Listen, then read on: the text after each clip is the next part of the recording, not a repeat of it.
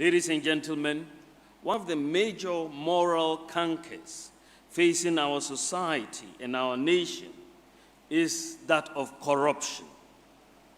We have called it different names over the years: Kalabule, Kululu, Ways and Means.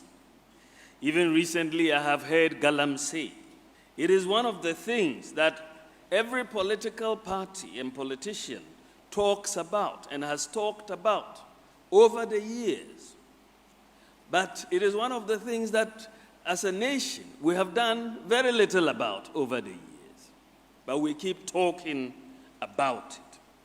We have killed people in the past to stop corruption, and it has not worked. We have passed many laws, and they have not been enforced.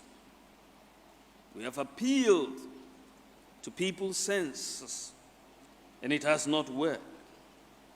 And yet, we try to continue. We are continuing to build a nation. But we are building this nation on weak foundations.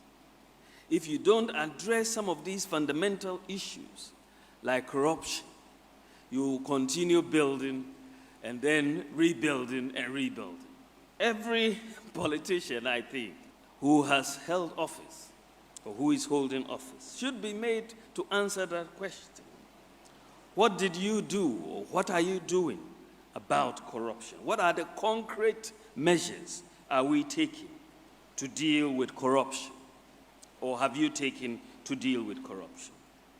Ladies and gentlemen, when our government came into office, one of the approaches we took to address the issue of corruption is to put in place systems that eliminate corruption, because corruption thrives in darkness. Corruption does not survive when there is openness, when there is light, when there is transparency. And so, for us, a corrupt society only works for the privileged few. It excludes the majority of ordinary citizens from benefiting from the resources of the nation.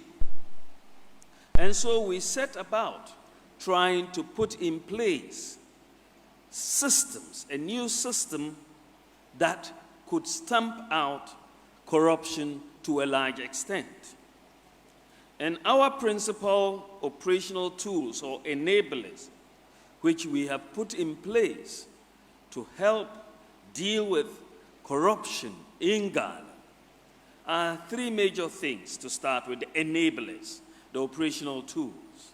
You have the national ID card, so that everybody is identified. In addition, we've got a national digital property address system, and for the first time in our history, we have addresses for every property, village or town, a digital address. And there's a process now of putting the address plates on every property.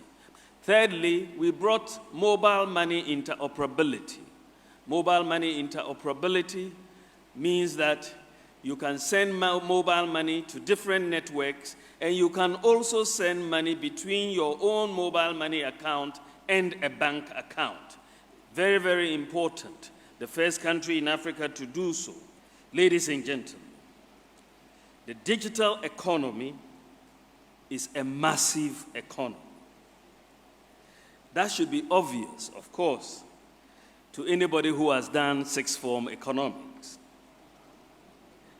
And they should understand. But if you don't understand that it is a massive economy, then you shouldn't blame me. You should blame your sixth form teacher.